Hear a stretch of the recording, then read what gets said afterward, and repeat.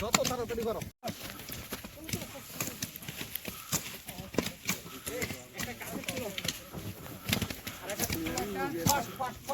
যতটা পারো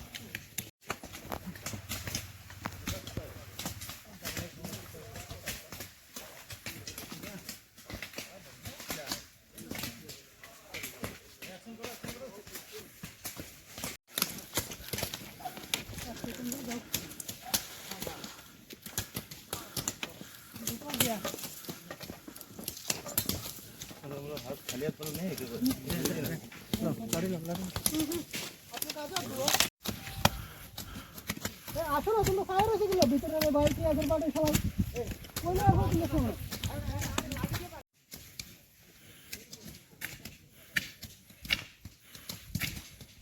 কোন এক লাইনে বেশি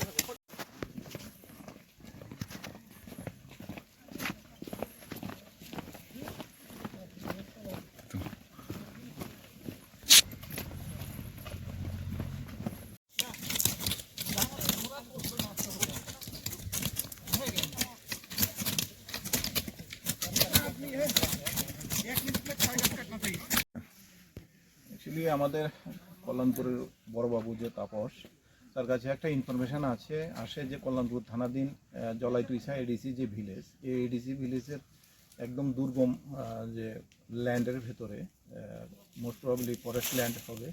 তো ল্যান্ডের ভেতরে 2-3টা জায়গার ভেতরে আপনার ইললিগেল গাঁজা কাল্টিভেশন হয়েছে। তো তখন ওই ইনফরমেশনের মূলে সে আমার কাছে শেয়ার করে, আমাদের এসপি সাহেবের কাছেও ইনফরমেশনটা শেয়ার করে। তারপরে এসপি সাহেবের কাছে আমরা পর্যাপ্ত পরিমাণ সিআরপিএফ এবং টিএসআর দেওয়ার জন্য বলি। তো আজকে সকালবেলা আমরা 8:30-9টার দিকে আমরা এই অভিযানের জন্য 140 battalion CRPF plus 6 battalion TSR, কল্যাণপুরের ওসি এবং কল্যাণপুরের বাকি অফিসাররা সহ আমরা সবাই আজকে এখানে এডিসি ভিলেজ জালাইতুইসা যে এডিসি ভিলেজের রামকান্তপাড়া পড়ে না, রামকান্তপাড়ার ভেতরে জঙ্গলের ভেতরে যাই। গিয়ে আমরা একদিকে আমরা 3টা প্লটের ভেতরে প্রায় আমরা 4,000-4,500-এর মতো ম্যাচিউরড গাঁজা গাছ দেখতে পাই।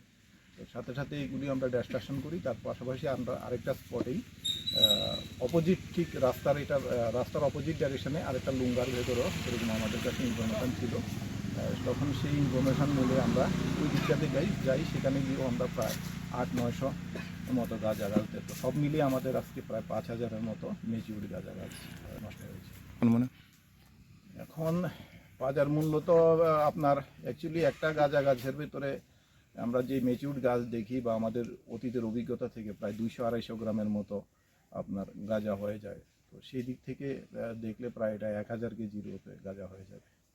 1000 কেজি ড্রাই গাঁজার যদি আজকের দিনে বাজার মূল্য আমরা ধরি প্রায় এটা 80 লক্ষ টাকার কাছাকাছি।